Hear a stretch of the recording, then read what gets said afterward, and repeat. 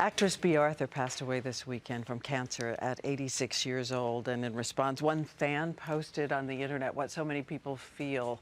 She will forever be an inspiration to mature, intelligent women and a beacon of humor to brighten all of our days. In a moment, Golden Girls Betty White and Rue McClanahan are going to remember their friend.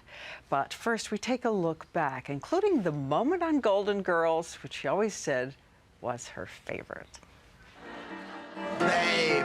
I got you, babe. Thank you for being a friend. It was 1985, and a quartet of Golden Girls stunned the TV world, proving they were ratings champs. I cannot believe a person would push a perfect stranger out of the way, step on her hand, and give her an elbow to the forehead just for a Batman hat. But I did it anyway. And the queen of the Golden Girls, a gravel-voiced woman who had wanted to be a little blonde starlet.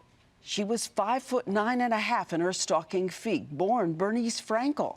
It looked as if she was destined to play the best friend on stage, like in Mame. I'll always be Alan Topless. But when she was 50, a middle-aged Cinderella story. Maud!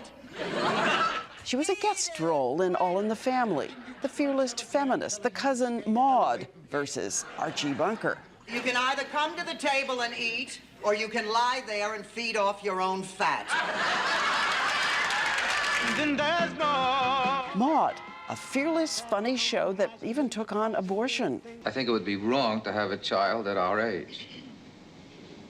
Oh, so do I, Walter. Oh, Walter, so do I. But for most of us, Bea Arthur was the gruff, central heart on Golden Girls, and forever on some cable channel, she and her pals remain our eccentric and consoling friends. Thank you for being a friend. Travel down the road and back again. Your heart is true, you're a pal and a confidant.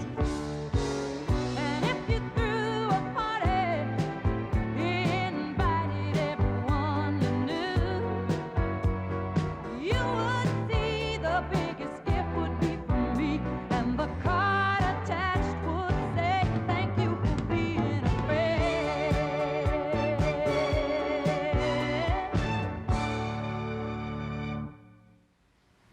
And joining us now by phone from Los Angeles, Betty White and Rue McClanahan. And we thank you both so much. If it's a heartbreak for us, we can only imagine what it is for you this weekend. Betty, what was the last time you talked to her? Last time I talked to her was to congratulate her on her Lifetime Achievement Award, and I was so thrilled that it happened when she was able to know it and enjoy it and go and receive it instead of after the fact. And you knew she was sick? I didn't know how sick she was. I knew she wasn't feeling her best, but I didn't know that she was this sick. And Rue, I was surprised because we thought of her as, of course, strong and confident and a little bit tough when she needed to be the way we saw her on TV. But in fact, you said off-screen she was quiet, even a little timid. You know, if you would take that image of her and just turn it around about 180 degrees, then you'd have what she was like in person, inside. She was terrified of giving interviews in our first years in Golden Girls. She couldn't speak. She was scared to death. Then she got used to it. I was so glad to see that happen. The last time I saw her was last year when we got the TV Land Awards, and I came out to California because I live in New York to receive the award. And I really did notice then, although I'd been noticing for a year or two, how thin Bea had gotten and how frail. Her body was so frail when you gave her a hug. And I knew she wasn't well. I didn't know, the whole story. Private person always, as I... Oh, very. Yeah, as I had heard. And Betty, what was the main thing you saw in her off-screen that we didn't see, who watched and laughed and enjoyed her? one of my favorite memories of Bea, and it's one of those, you know, how you have pictures that stay in your head.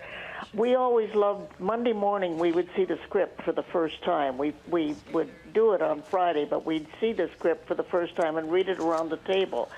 And one morning we read, and the script was very funny, and we were giggling. And when we finished the reading of the script, we thanked the writers profusely.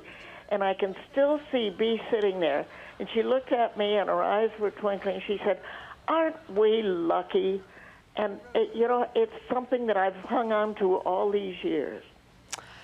And Rue, I gather you do a perfect imitation of that voice. What she always used to tell you, just to go for it, try to go further in the comedy, take every risk. You know, she didn't ever tell me to go further. But when I was doing Maude, I watched her in a scene one day, and I watched her go farther than I would have dared to do.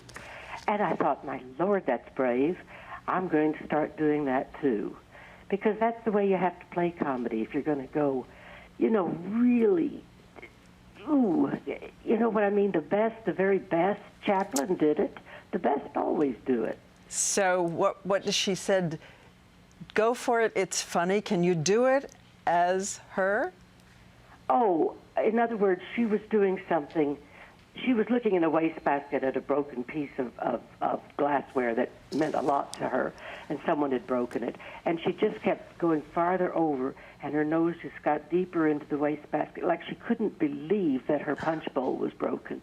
And I was sitting on her next to on the sofa, and I thought, boy, that's really taking it to the end. That's the way to do it. So I never had that particular scene to play, but I certainly used that when I played Blanche, because I had to say a lot of things as Blanche that I wouldn't have had the nerve to say. Betty White might have had the nerve to say. Well, again, we know that her voice and the laughter that she brings will continue, as we said, 24 hours a day for all of us. And for you, our sadness at the loss of your friend, but thank you both for being our friends as well. So grateful.